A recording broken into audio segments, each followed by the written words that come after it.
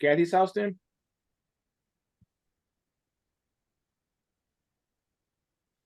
All right, What's so, that? Are you at Kathy's house? Did I say happy birthday? Oh, no. I will relay the message though. Thank you. all right, let's call the meeting to order. Let's start with the Pledge of Allegiance. The Pledge of Allegiance. Allegiance To to the the flag flag of the of United the United States States of America, America, and To the to the Republic, republic which for which it stands stands, and one one nation, one Nation. nation, under God, under under God, God, indivisible, indivisible, liberty and with justice for liberty all. and Justice justice justice for for all. all. Can't talk over each other here, you know? Yeah. Roll call Oh, that was Mr. smooth. Bordenaro, here. Mr. Fernandez, Here. Mr. Grady, Here. Ms. McNair, here, Mr. Millard, Here, Mr. Paradis, here, you have a quorum. Okay. I'm not sure anybody's on, right? Kevin, public comments? No, it doesn't look like anybody's on from the public. Okay, so may I have a motion to approve the June 9th, 2024 regular meeting minutes? I make a motion to Motion approve. Second, Second. second, discussion? Okay, those in favor? aye, Aye. Aye. Aye. All right, so moved. All right, Jerry, you want to make a motion on F1? sure.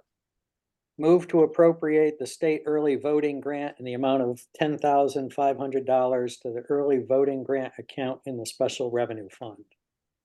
There a second? Second. Second, Discussion? All right, those in Just a favor? comment on it, I guess. Go ahead. Go There ahead. was, Mayor Stewart had some article, I can't remember where I saw it the other day, CT Mirror or on Facebook, and she was really blasting the state on the appropriations for this. I guess this $10,500 is a uniform payment to all 169 towns. It's probably not gonna cover what's needed, so, we're gonna be probably looking out for some more money that they're gonna need to pull this off. Okay, I tend to agree with that. Just be on the New Britain side, I think it's not enough.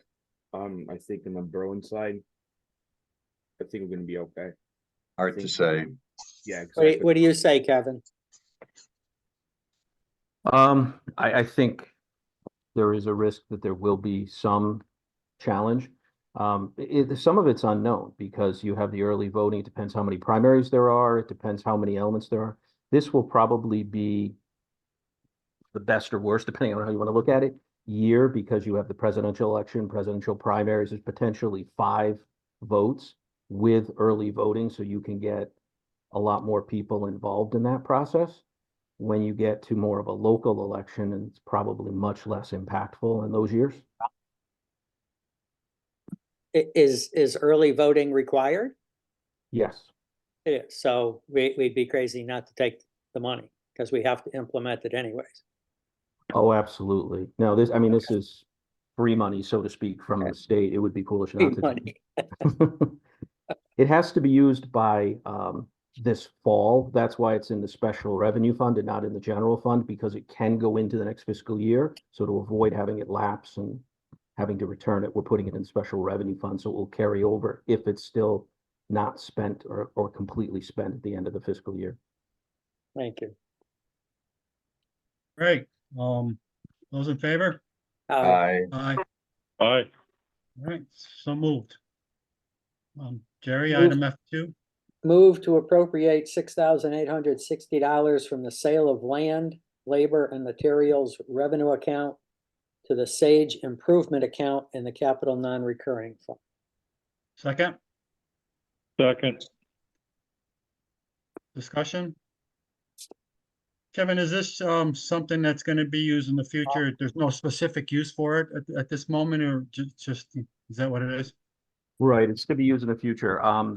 Steve Wood from Grounds sold some very old tractors, and he was able to get some money for them. And the Sage Improvement Fund, we're using that money for smaller items that would be needed. Something breaks, something's Yep. damaged, something just deteriorates at Sage to kind of keep pace with it.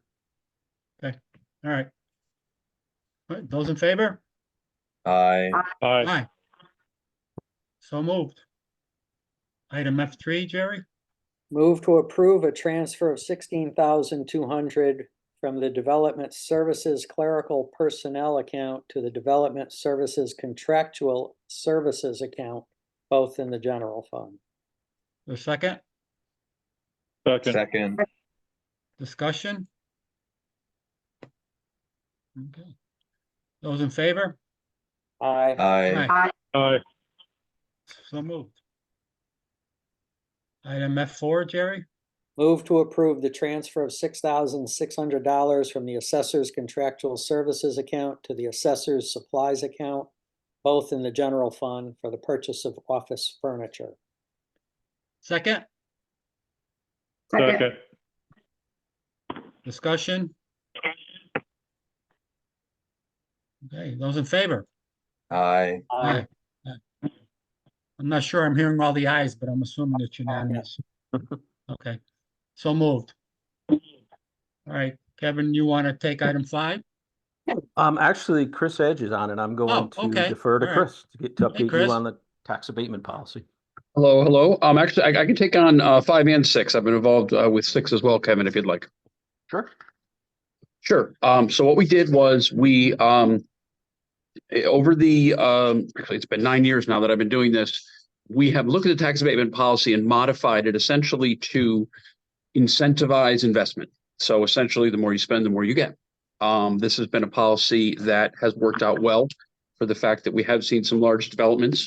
What we put in place was one, if you spend $25 million, you would get a 10-year tax abatement on the commercial and a 10-year tax abatement on the residential, which would be the apartments.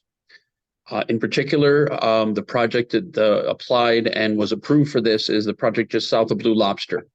It is the one that they've been moving earth for years and years. Part of the reason we did it twofold. One, he is going to be using CHFA funding for the first 2 apartment buildings. And our hope is that we will get credit for some or all of those units, which hopefully can bring us closer to our 10%. As I understand it, we're about 50 to 52 units shy at this point. And this project has the potential, again, to get us there. The good thing, too, is this is going to be a large investment. I think all told, probably north of $50 million. The tax abatement itself was probably about $4 million over 10 years. We still were going to get about 22 million over 20 years. So the good news is this actually is a nice project. As you can see, the C-store gas station is close to completion. There's going to be a retail building of about 7,000 or 8,000 square feet. And then he has also proposed a hotel. When he proposed this hotel, the first thing I thought was, this is nuts. But I believe there may be an opportunity for our community because we really don't have a spot in town other than probably the community center or the Hawthorne, where you can have more than 20, 25 people at an event. So I am currently talking to the developer on the project if we could find a hotel operator who might be interested in doing, let's say, conference center on the ground floor. David Allen Hospitality, which is a Berlin company, is interested in potentially doing that and operating that ground floor. The good news about that is, so instead of a hotel having to build out a multi-million-dollar kitchen, hire staff, etc., this could be an opportunity. And again, we are the home of a couple major employers, as you know, Eversource and Comcast, which do training on a regular basis, as well as a number of different events. I know a number of the chambers have done events, including the Red Lion Inn down in Cromwell, which is now closed. So the project's moving forward. The good news is the commercial's already begun. He should close his financing this week, I believe, to begin construction of the first 2 buildings. So this really was just an additional level. And again, someone needs to spend $25 million to hit this level. And it really is an opportunity to assist them in making the project happen. The other piece on why it made sense was, how do I put this nicely? As we all know, we're not at 10%. If this gentleman, let's say he does not work it out and can't make it happen, I'm afraid of who might come in and decide to do something else there. The state statute is not put in place for the benefit of a community like Berlin. This gentleman's going to go forward. He's going to make it happen. And it's going to be a project that I think is amenable to where we're going. It's largely going to be workforce housing. Again, 80% AMI, which is $67,000 a year, which is really the type of employee that Fortunato Construction, Budney Aerospace, OK Industries, Peterbilt is looking for. So I think it's going to be helpful in that aspect. I've taken any questions from you, but it was something we had done, and there was a couple different pieces that benefit to the town in the mix. So a couple of things, that's in the past. This is a change. This Yes. is trying to increase it from the number of years up to $25 million. The prior one, in reading through the stuff, was 12,500,000. So Yes. this is intended to be a change, to change it to 10 years and to $25 million. Just to comment on Daddio, a couple of things. One is I never heard that he was getting CHFA financing for the first 2 units because I was on the planning and zoning at the time. He committed to building 20% affordable housing throughout the 5 units, of which they had to be spaced evenly out through the 5 units. So I'm not quite sure where that comment of yours comes from. The second thing is with regard to the hotel, that's intended to be a phase 4, of which his comments to us on P&Z was he asked the town's opinion, and the town's opinion was we could probably use a hotel, but that was before COVID and everything went to hell. So that was left up in the air as far as what his approvals are.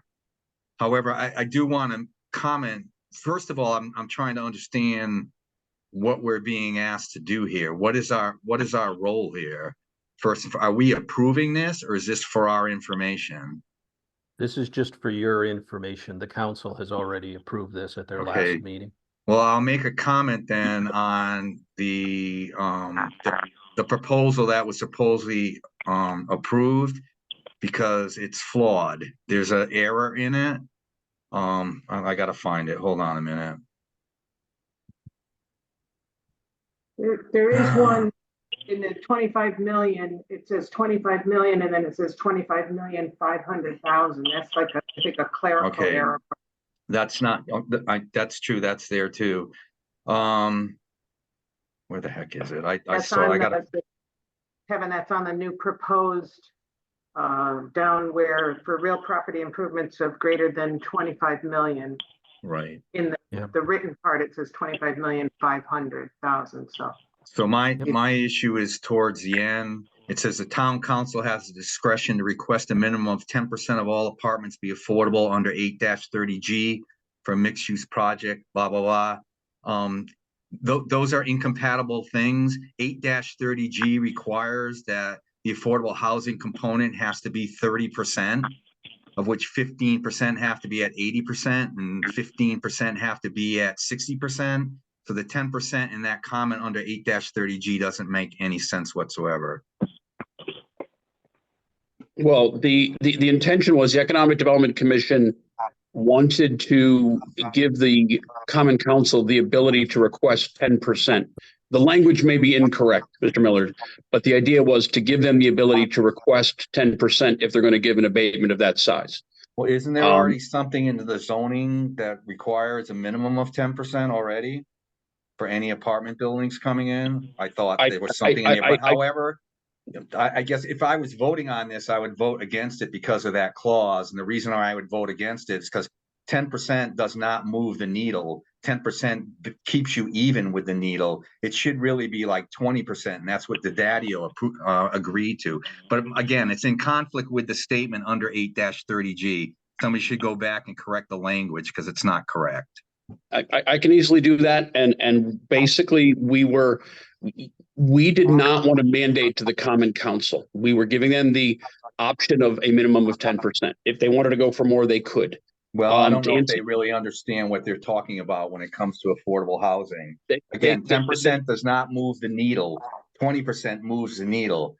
I mean, if somebody comes in and builds 100 units and gives you, 10 of them as affordable housing, well, your requirements going up by, that 100 to begin with. So that 10% does not move the needle one iota.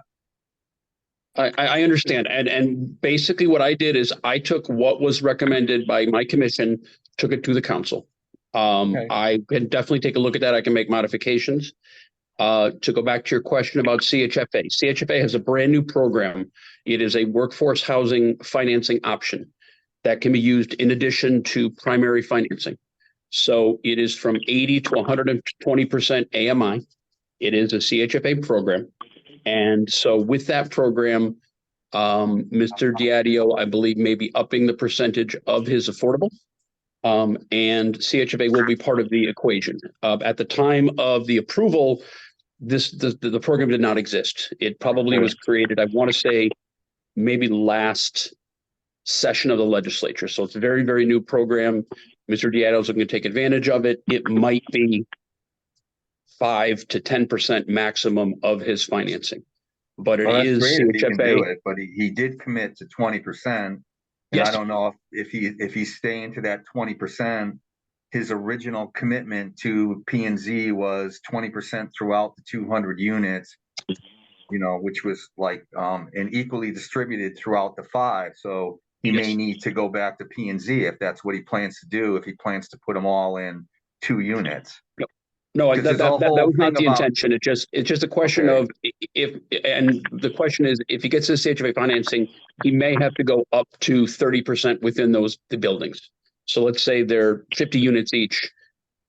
So it may be what, 80 or so instead of 20%, maybe it's 30%. And the way the state statute, as I understand it, and as it's been told to me, is if CHFA is part of the financing, the potential is there to get more of the units counted as affordable for the town of Berlin.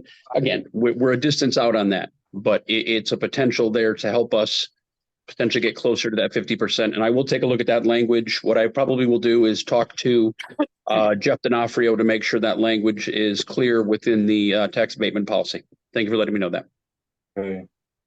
Okay, so Chris, there's also that error where it says 25.5 versus 25 million. Do you have to Yes. go back to the town council to get this reapproved? I probably will, what I'll do is I'll check with Attorney D'Onofrio to find out exactly what needs to be done along both lines. Yeah, so it makes sense that if you make corrections and then maybe some more clarity on the 10 versus 20%, Yep. that you go through the town council and get it approved the second time. So, okay. Any other questions on this one? I have one quick one, Chris. The 10% would be the minimum floor, right? For the council to approve? That it is their discretion. So if they decided to, they can, but it basically, economic development wanted the language in there to give them the ability to basically tell a developer, if you're going to come for this, we need at least 10%, or as Mr. Miller said, maybe it should be 20%.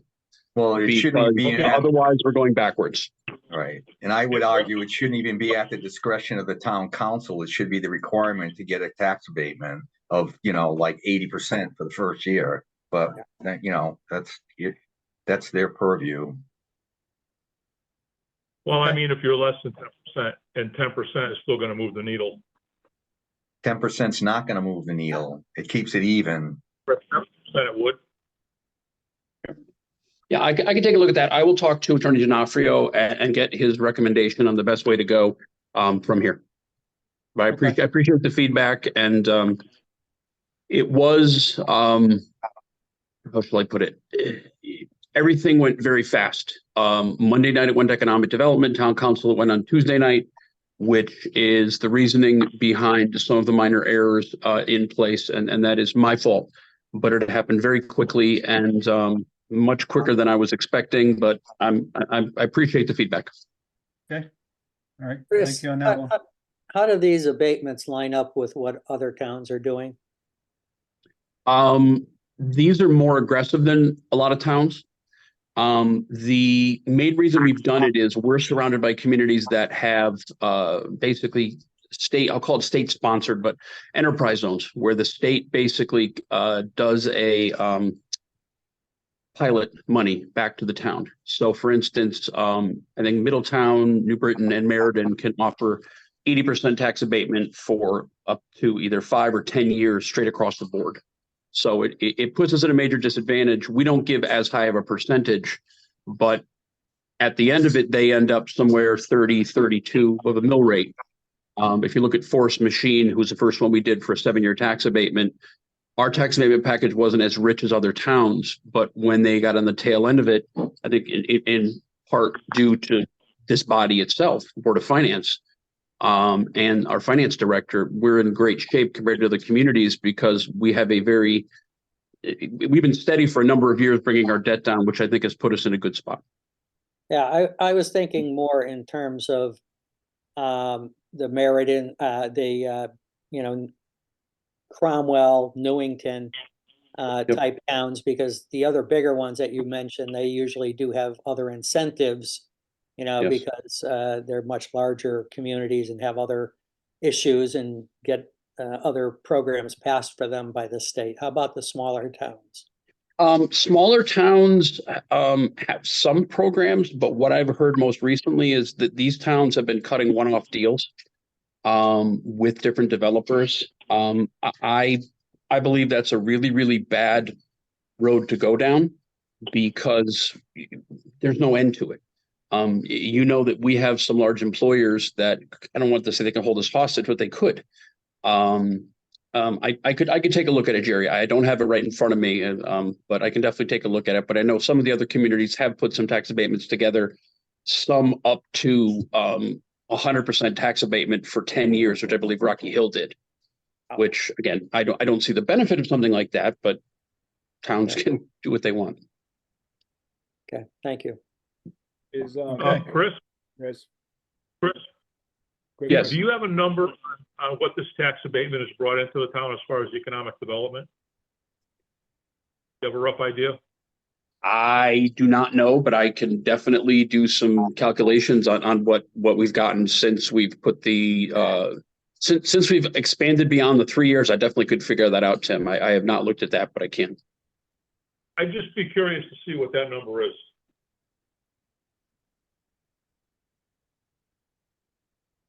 Okay, I think we exhausted this one, right? Not yet. So, Hey, Chris, all right, this new revised tax abatement policy, will that be applied to the third building at Steel or just the one on the Turnpike?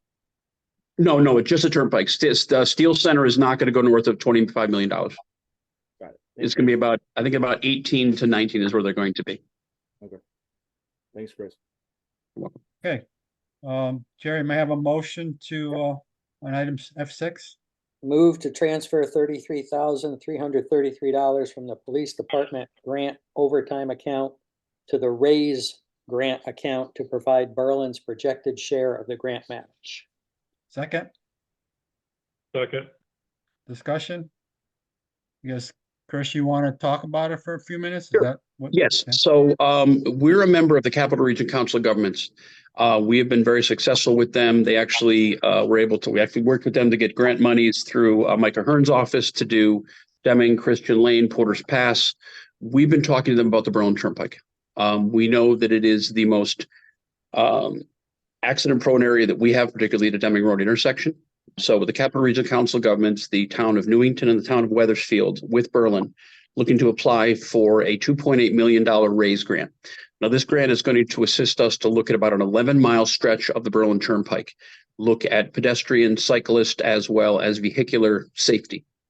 The good news is the three intersections in town that we're very interested in looking at would be the intersection of Rowley, which is right across from Eversource, the intersection of Deming, which of course is where we have industrial surplus and the now vacant CVS, as well as the Diadio project, and then the intersection at Woodlawn. So the match essentially was $33,000 for each of the three towns. The CROG is making up the rest of the match. And what this really will do is it'll allow us to have information on hand to then either most likely not local monies, but whether it's state or federal monies, to make investments that make sense. Usually they want to see some plans, they want to see concepts. That's what this is going to do. We're really going to look at it. We just actually received the data that I guess it was 4 or 5 deaths from 2020 to 2023 on the Turnpike, and that's both pedestrians and vehicular. So we do know it's an area that is of concern. And with this, the CROG is going to help us to take a look at it. And if you look at the area around that Deming Road intersection, somewhere around 400 to 500 housing units over the last 10 or 12 years. And at some point, people are going to want to cross Deming. As you know, there's no pedestrian signalization, and it would be like Frogger if somebody did it right now. So our hope is that will be part of looking at it, looking at long-term. And again, could be as simple as sidewalks and pedestrian signalization, but looking at those things along some of the major intersections in Berlin, because we do make up the biggest portion of the Berlin Turnpike. Thank you. Okay, Thank you. those in favor? I, Aye. All right, so moved. Thank you, Chris. Thank you all. Have a good night. Be safe in the snow. All right, you Thanks, too. Chris. Thank you. All right, have a motion on item F7, Jerry? Move to approve a non-budgeted appropriation of $150,000 from the fiscal year 24 general fund unassigned fund balance to the DEEP Silver Lake $25,000 community connectivity grant, $75,000, and Farmington Ave non-grant $50,000 accounts for the purposes of providing matching funds for preparation of grant applications. Second, Second. discussion? Is this what we were discussing or the town council discussed back in the December, I believe, about these grants being out there? Yes, they did start this process and the number was higher. There was a public hearing about this and the number came down after different conversations. And I'll point out Jim Mahoney is here and Jim has been the expert orchestrating, finding and figuring out what we need to do for these different grants. And this is really about the local share, the local match. We talked about this during the last budget Yep. season as well, trying to appropriate some money as these grants come up because they move somewhat quickly. So Kevin, is the 75K for the sidewalk design plans, is that Steel Boulevard area? Is that what that's for, or? I'll let Jim respond to the specifics. No, the council hasn't designated the particular sidewalks, but we recommended. And, you know, we've been doing a series of sidewalks kind of radiating from Kensington Town Center over a number of years, as you know.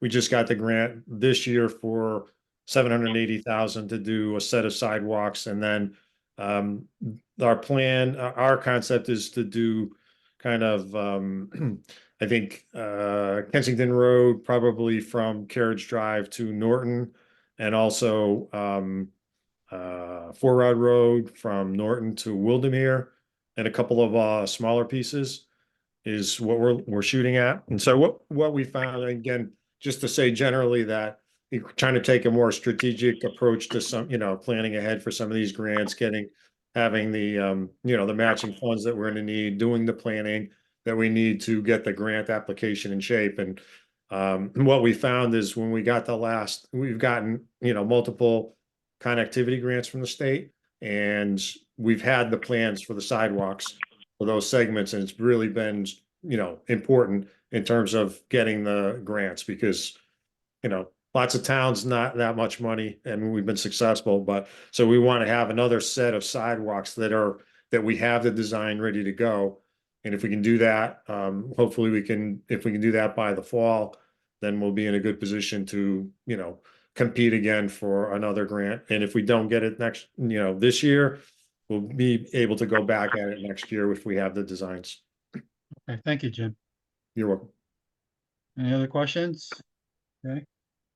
All right, those in favor? Aye. I, So moved. Thank you. Take care, Jim. Thank you. Thanks, Have a good Jim. night. Bye-bye. All right, item 8, I think everyone saw the email I sent to the Board of Education with respect to the December 31st budget report. And I guess yesterday Julia did respond. I don't know if everyone saw it. She did send an email to everyone yesterday. So did everyone see that or? Yep, thought. Yeah, Okay. just, Well, I just mean, like, yeah, go ahead. Sal, if I could just make one comment on it. I think, when you asked about the benefits category, although she didn't address it in her comment, the discussion that we had at the last meeting about how they're handling the contribution, the difference between the amount between what the budget was originally set at and what Right. they're actually charged. Yep. 69,000 per Kevin's last meeting would be something that contributed to that variance too. She, Yep. she gave some other reasons, but Well, I buried mean, in that yeah, would be. I hear you. That I mean, piece. okay. I mean, from my perspective, she really didn't answer my questions completely, because what I'm asking for, is really what do you think is going to be remaining by year end? So in those categories, I know that they do shift that around after and transfer to other areas, but I just wanted to look at, say, well, what's remaining in that, what will be remaining in that category by year end? Because this report really, does give you a snapshot of actuals and encumbrances, but it really doesn't tell you, budget performance. That's the reason why even on the town side, we ask for risk and opportunities to kind of get a heads up on where we see, the risk and where there are opportunities in the budget. And, I mean, I think, you got a budget here that's over 60% of our, expenditures for the town, and the minimum they should be asking, at least give us some information on, 7 months into the year, they should know what's not going to be spent or not spent in some of these categories. So again, I appreciate the response, but they're not complete. So I think I'd have to throw in there, though, that, I mean, if they're giving us a report and if they are encumbering properly, then whatever is in the unencumbered column is what they expect to have at the end of the year. Yep. As of the information best known at this point. okay. Then there's no reason I why mean, I Kevin, can't answer. wouldn't that be how you would be looking at your budgets? Absolutely. I mean, it would be there are some elements that are still variable at this point. There's Of some course. unknowns with some special ed. There's also some part-time paras, et cetera, where we're not totally sure. So we encumber personnel to the extent we do know it, but there are personnel costs, transportation costs, and some other things that are not known at this point. So they may not necessarily be encumbered, but as a general rule, that's pretty fair. I will say, I know there was an attempt to get a meeting together between the council, the Board of Finance, and the Board of Ed, and schedules didn't work out. And so the word I had received is that will be handled during the budget meeting. And so the budget meeting, just as a reminder, the Monday night will be everything but the Board of Ed. So we'll go revenue through general government operations on March 4th.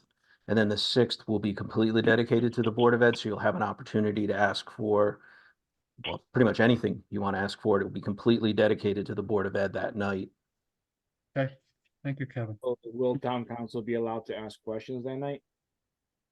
Well, it's your meeting, so really that will be at your discretion, and really for Sal as chair will be running the budget meeting, so it'll be your discretion if you'd like to have them ask, or if you would like them to remain silent, then similar to a council meeting, if the mayor invites one of you up to speak, you have the option of doing that, but if the mayor chooses not to, Sal will have that discretion during your budget meeting. Okay. All right. Any other comments? Okay. So Kevin, I told you to put the next one up only because, the director is, resigned. So I just curious, what's going on with the organization, with the VNA organization. Yep. Well, effective February 2nd, Aaliyah, the director who had met with the board several times, resigned effective February 2nd. So in response to that, the town manager spoke with a legal expert at Shipman and Goodwin who knows the Department of Public Health, the laws, to ensure that whatever we do is within the bounds of the law. And he has appointed Edita Hollis, who is one of the nurses, to be the interim clinical supervisor and administrator. Given the size of the VNA, we are allowed to have those positions together. So she has been appointed, and he's notified the Department of Public Health. She does not have all the qualifications required, so long-term, she would have a window of time to get those additional qualifications. She's completely qualified for the clinical supervisor position, which is the most important. I'm not saying Department of Public Health doesn't view the administrator as important, but the clinical supervisor for the nurses is the most important because that's the one who's going to deal with the folks who are dealing with the patients. They did grant the request to waive the requirements for 60 days. But Arosh needs to post the position, interview, and then have the administrator / clinical supervisor who meets the requirements appointed by April 3rd. So he is actively working to permanently fill that position by April 3rd at this point. I don't really have more to share with you, and probably by the time we get to the budget meeting, Arosh may have some more to share with you. But in the interim, they are continuing to function, but obviously there's going to be some operational or financial potential dips because you're taking one of the nurses out of the field, at least for a portion of her time to administer the agency. Okay. But more to come. Thank you for that. Any questions from anyone? Yeah. Okay, so we're basically kind of back to step one. Is Arosh considering hiring a business manager to lead the VNA as opposed to an actual nurse leading it? Like they need to start making decisions to treat it as a business so they can get more and worry about the financial side of it. Yeah, I mean, he's certainly cognizant of the financial challenges and the need of the financial focus. He is really following the direction of the legal experts because, obviously the charter requires maintaining this. And he's trying to determine what exactly are we required to have and make sure that the town does not run afoul of the Department of Public Health, the legal requirements, because if that were to happen, then you run the risk of losing the agency's license to practice.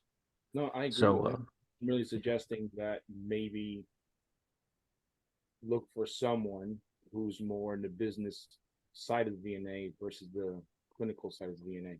You already have 3 nurses, you have 10 per diems, you have enough staff for the nursing side of it. You need someone who can actually go out there and get business, who knows how to talk business and discuss the financial side of things. And I think that's what's been lacking in the VNA for a while now. They And I did think have if- it. Oops, At sorry. one time, they did have a business manager, Mary Beth, and I can't remember her last name at this time, but she was not a nurse. She was there probably for 10 years or so. And that was quite a while ago, but they did go down that road for a while and went back Ye- to nurse. I'm not sure if that was a conscious decision or if that was just what was available. Now, I will say that the combined position of the clinical nurse, the nursing supervisor, combining those positions was done a period of time ago in an effort to reduce headcount and save money in response to the financial challenges. The other matter, I think Arosh is looking for the best possible candidate for the position, would benefit everyone, himself included, to have someone strong in that position and have the VNA succeed both clinically and financially. With the April 3rd deadline, it's also going to be a matter of finding that type of qualified candidate in what amounts to a pretty short window. So Okay. I haven't spoken to him specifically about that, but I know Roche, he would love to have a great candidate in that position, like I said, who can maintain the high clinical standards while also improving the financial condition. I think all of us want that. I think, I don't think the standards are the issue here. I think the high standards are going to be at the high standards. I think that there's a side of things that people may not necessarily be looking for. And I think we should start now. If we're back to step one, then we should go in that direction. That's my personal opinion, obviously. Right. And I will relay that back to him as well. Okay, any other questions? Okay. Kevin, go through your finance update. Oh, Tim, did you have something to say, or I don't want to cut you off? Oh, Who? Okay. okay. A couple of things on the financial side. We are a little bit behind on the receipt side as compared to this point last year. The current year taxes caught up. We had a good January as expected, and we did catch up on those elements. The biggest single driver of this difference right now between last year is some of the back taxes that were caught up and collecting those. So, you know, at this point, we'll start to see some of those come in. But everything else from state grants, fees, others are coming in as expected, with the one notable exception being the VNA. Expenditures a little bit ahead of last year. We're continuing to move forward. You know, as far as the big five that I highlight every single month, we're still in good shape. The storm-related overtime obviously will be a little bit lower as we come into next month, just from what we experienced today. One positive, unintended, and uncontrollable benefit was that most of the storm happened during the day when everybody was at work to begin with. So won't be quite as bad as we've had like last year, where we had Christmas Eve and New Year's Eve, which are extremely expensive storms. The insurance funds continue to be in a strong position for the town. The pension continues to be solid. You will see a little bit of benefit when the budget gets rolled out in a couple of weeks. The ADEC will be a little bit lower this year than it was last year. So that's a small benefit. It's not huge money, but any benefit is better than no benefit. The projects continue to move along and keep moving forward with those. I had an opportunity a couple weeks ago. I was out on Town Farm Lane, so I was able to go walk over and see the highway wash bay. And I think for those of you who are there, the doors are up now. The end of the building looks very different. And I think it will be a much safer and better setup for the folks. It will help some very expensive pieces of equipment, hopefully maintain them longer, and better for the folks because now the doors will close. We'll have some heaters in there, and hopefully we can avoid having them wash the vehicles while standing on ice. You know, we continue with the other projects and we'll go from there. As far as the risks and opportunities, you'll notice on this sheet, I kind of combined what I used to have as a separate sheet talking about the unassigned fund balance and walking it forward. Rather than having two separate sheets, I've just kind of assigned it under the opportunities column. My hope is that going forward, it always remains on that side because the opportunities are greater than the risks. But it helps to hopefully walk through where we predict things will go. I did highlight the proposed, which is now approved, $150,000. And you can see the ADEC that will be included in the budget submission when you get that in a couple of weeks. So given where we stand today, we do have some vacant positions. Interest continues to be strong. And unfortunately, after what we saw for inflation data today and the reaction from the market, was pretty good indication that I think everybody does expect the Fed will not lower rates anytime soon, unless inflation numbers come down pretty quickly and stay there for a little while. So I think we're going to see some interest benefit, and you'll see that number higher as we go into the budget for next fiscal year as well because of that. The one big risk I will call out, and it's nothing new, and I'm sure it's not a surprise to any of you, is the VNA revenue. That number continues to underperform the budget, which continues to be a challenge. And then the last sheet, you can see where the revenue came in for January. Unfortunately, we're continuing our current year versus prior year pattern. We're down each month in revenue.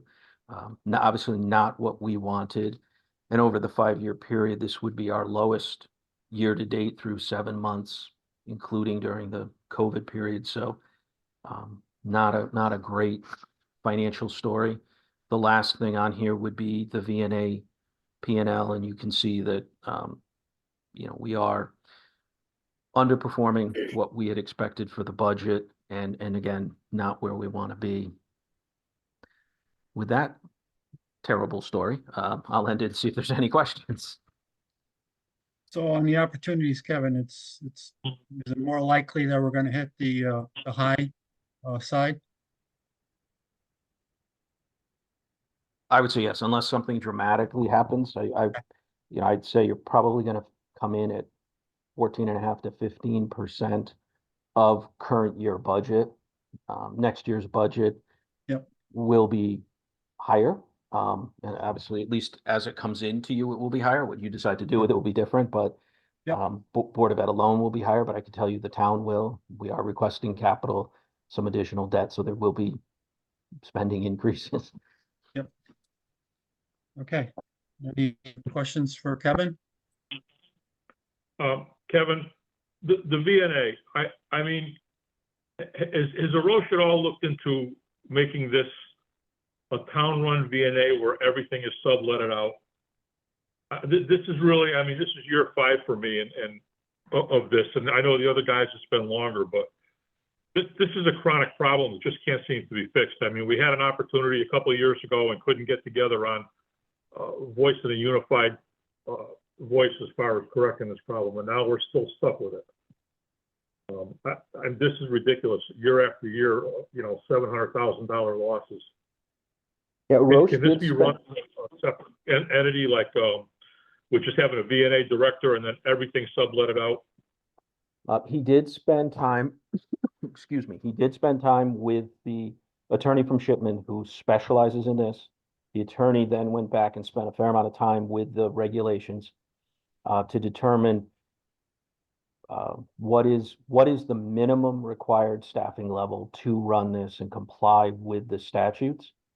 I'm not saying that he's going there, but he wanted to know what's the minimum we have to do to remain in compliance.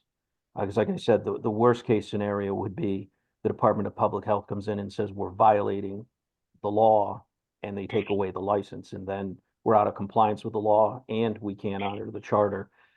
He doesn't want to do that. He is trying to figure out a mechanism to do this. We know that the problem really stems from revenue. We've continued to cut people every single year. But there are certain requirements.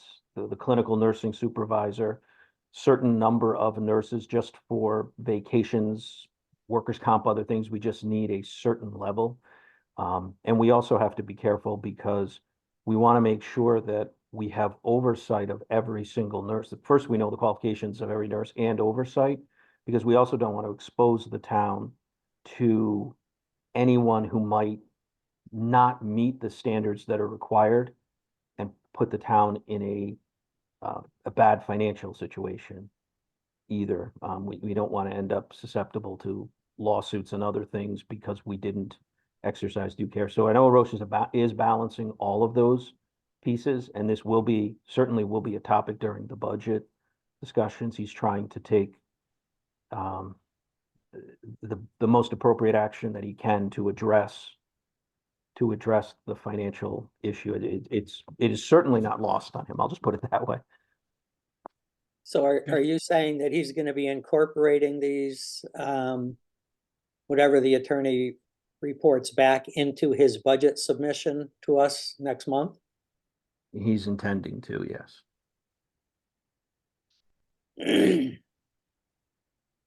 Okay. Any other questions?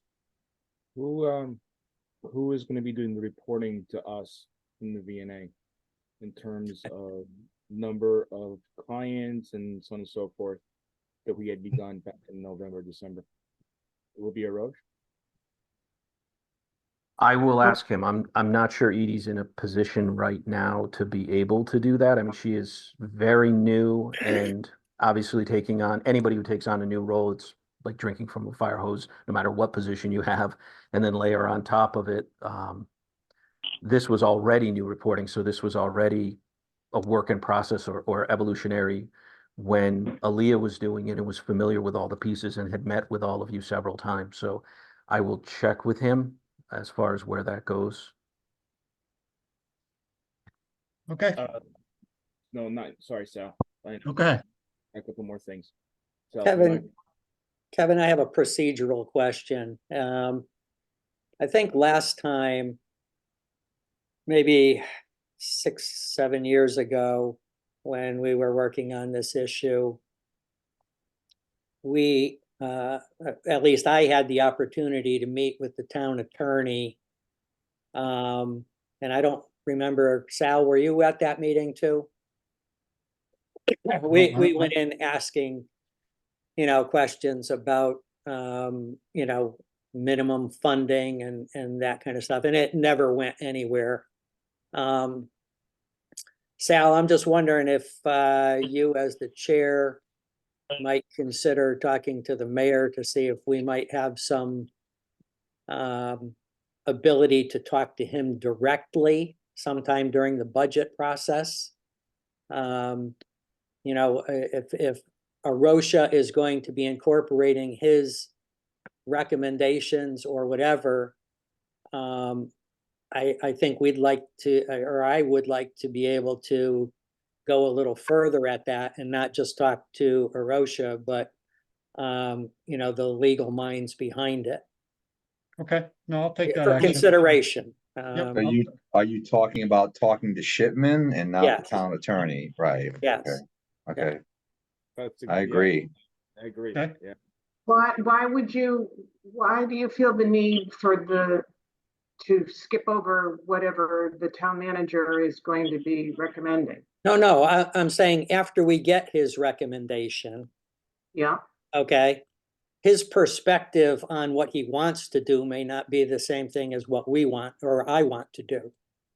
And my perspective on where the services might be reduced to might differ from where the town manager might want to. And I don't want to run afoul of the legal end of it. Jerry, would you like me to start that process and see if he can join one of the workshops, maybe March 11th, the one after all of the presentations, and that's really your first one on March 11th, or your Board of Finance meeting on the 12th, if the attorney's available. If it's okay with everyone else. Yeah, that's fine. That's fine. I don't think it's Yep, something you just want to gotta do get- during the regular broad budget meeting. This would be more of I a wouldn't want workshop to, thing. but if I had to. Yeah, I think Denise, to some degree, without the knowing kind of the intricacies of the legal aspects of things, we're not in a very good position to make informed decisions. And we'll make decisions that might be contrary to where we need to go.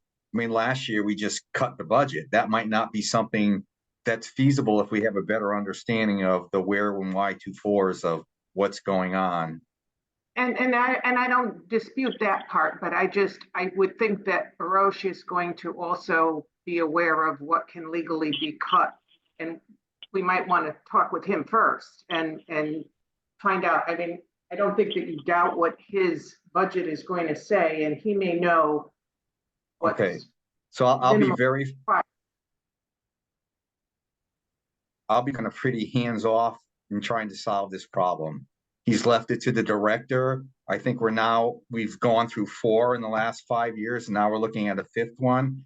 I don't really think in the last 5 years he's addressed the issue. Okay, that's fair. That's the Okay. answer that I'm kind of looking for.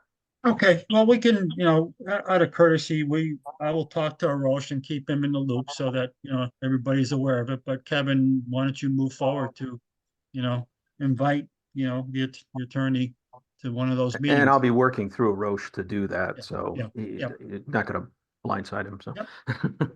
Yep. All right. All right, I guess that's it. Anything else? No? Okay, have a motion to adjourn? I make a motion to adjourn. I Second. second. Okay, all in favor? Aye. Aye. Okay. All right, thanks, everyone. Have a good night.